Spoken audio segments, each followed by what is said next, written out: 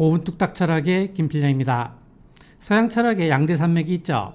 플라톤과 아리스토텔레스입니다. 아리스토텔레스는 플라톤의 제자인데요. 그러니 당연히 아리스토텔레스는 플라톤의 영향을 받았겠죠. 하지만 아리스토텔레스가 플라톤의 길을 그대로 따랐다고 하면 이들을 양대 산맥이라고 하진 않았겠죠. 아리스토텔레스는 플라톤의 영향을 받았지만 다른 길로 갔습니다. 그것을 가장 잘 나타내는 것이 바로 이 그림입니다.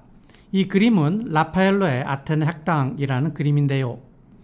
여기 가운데 서 있는 이 두 사람이 플라톤과 아리스토텔레스입니다.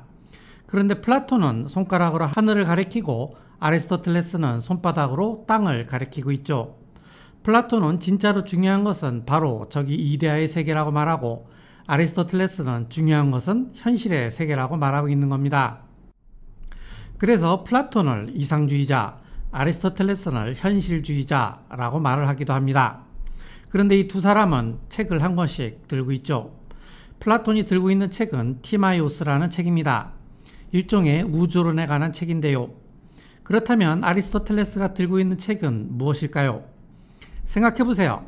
아리스토텔레스는 현실의 세계가 중요하다고 했죠. 현실에서 중요한 게 뭐예요?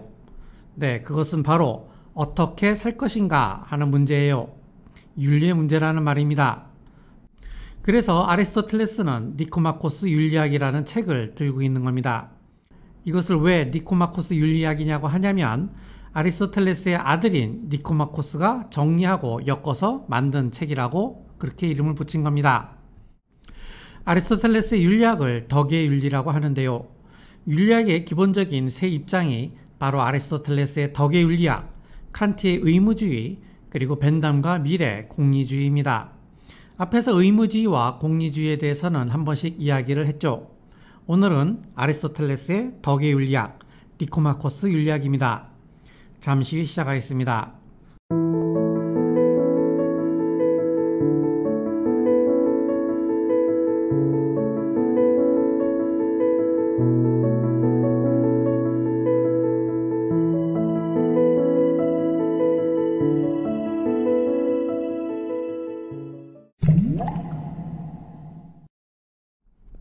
우리는 어떤 목적을 가지고 어떤 행위를 하죠.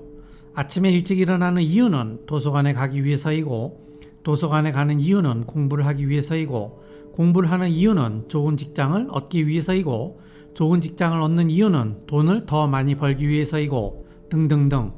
이렇게 우리의 행위에는 어떤 목적이 있는 것처럼 보입니다. 그렇다면 여러분이 사는 최종 목적, 궁극의 목적은 뭐예요? 아리스토텔레스는 그것을 에우다이모니아라고 보았습니다. 에우다이모니아를 행복, 해피니스라고 번역을 하는데요. 사실 에우다이모니아를 행복이라고 번역하는 것은 조금 어색해요. 에우다이모니아는 나는 지금 참 행복하다와 같은 말을 사용할 때와 같이 일시적이고 주관적인 감정을 말하는 게 아니에요. 에우다이모니아는 한 사람 일생 전체를 두고 객관적으로 평가할 때 사용할 수 있는 말이라는 겁니다. 어떤 사람이 참 잘 살았다 라고 말할 때 쓸 수 있는 말이라는 거예요. 그래서 여기에서는 에우다이모니아를 행복이라고 번역하지 않고 잘 살기라는 표현을 쓸게요. 자, 그러면 조금 더 이해가 되죠? 인간의 모든 행위의 목적은 에우다이모니아, 즉 잘 사는 것이라는 겁니다. 자, 그런데 잘 사는 것은 뭘까요? 잘 사는 건 좋은 거죠. 잘 사는 건 좋은 것, 굿한 거예요. 자, 이렇게 말하면 곧바로 다음 질문이 나올 겁니다. 그것은 도대체 어떻게 사는 게 잘 사는 건데, 어떻게 사는 게 좋은 건데? 라는 질문이 나오죠. 우리가 알고 싶은 건 바로 그거잖아요. 이제부터 이 이야기를 해보죠. 자, 이것도 의자고 이것도 의자죠. 다르게 생겼지만 둘 다 의자라고 그럽니다. 왜냐면 사람들이 여기에 앉을 수 있기 때문이에요. 의자의 기능은 사람들이 앉을 수 있도록 하는 것이므로 그러한 기능을 가지면 전부 의자라고 하는 겁니다. 그런데 왼쪽 의자에 앉으면 편안하겠지만 오른쪽 의자에 앉으면 조금 불편하겠죠.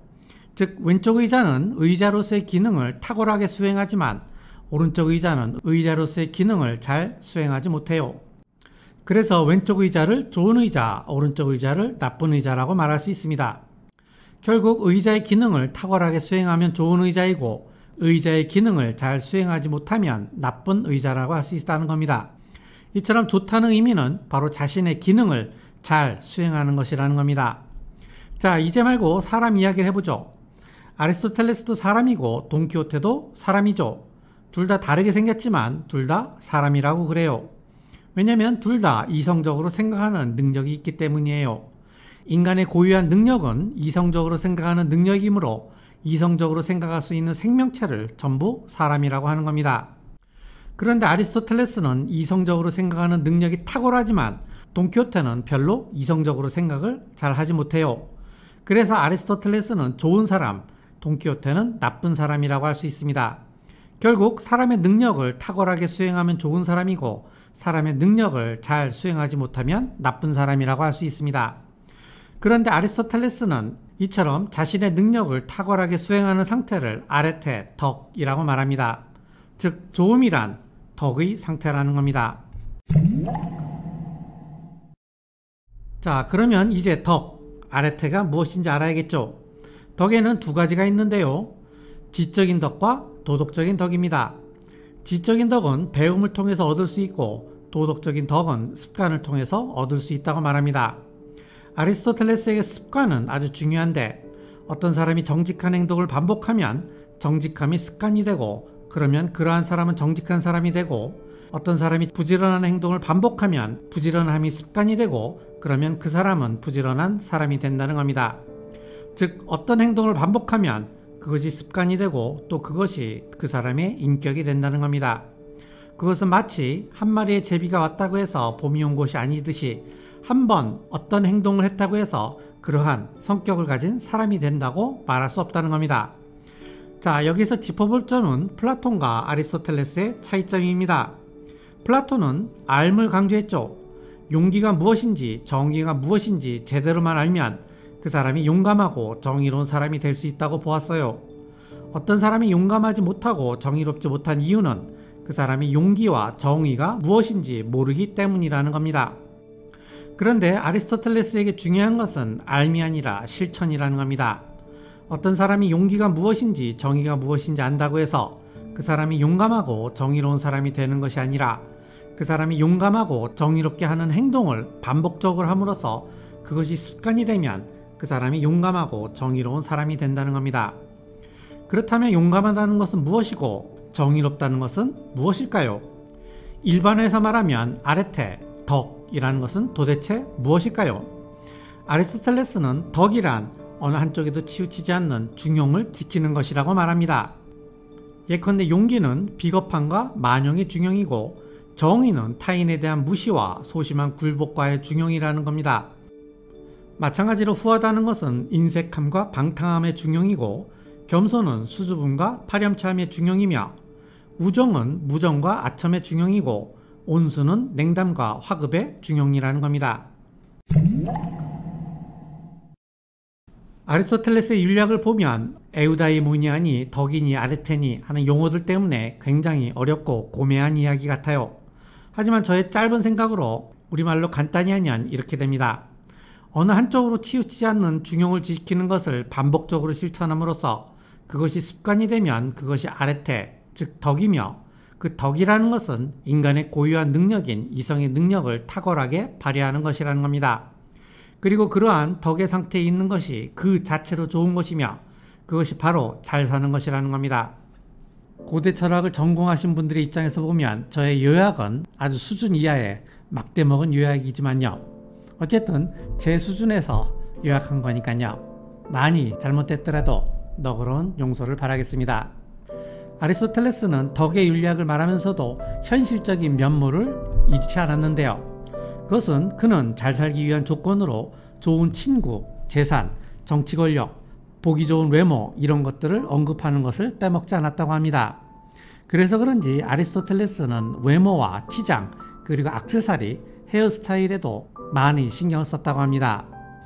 니코마코스 윤리학의 마지막 문장은 자 이제 본격적으로 논의를 시작해보자 라는 문장으로 끝나는 건데요. 실컷 이야기를 해놓고 이제부터 다시 이야기를 하자는 겁니다. 그러면서 무슨 얘기를 하냐? 정치학 이야기를 하자는 겁니다. 그것은 아리스토텔레스가 플라톤의 영향을 받아서 중요한 것은 국가의 선이지 개인의 행복이 아니라는 그러한 입장을 견지한 것일 수도 있고요. 아니면 개인이 행복해지기 위해서는, 개인이 잘 살기 위해서는 좋은 국가 시스템이 전제되어야 되기 때문에 그렇게 말한 것일 수도 있습니다. 아무튼 아리스토텔레스의 윤리학은 여기까지 하고요. 다음 시간에는 아리스토텔레스의 형이상학에 대해서 이야기를 하겠습니다. 오늘 이만 마치죠. 감사합니다.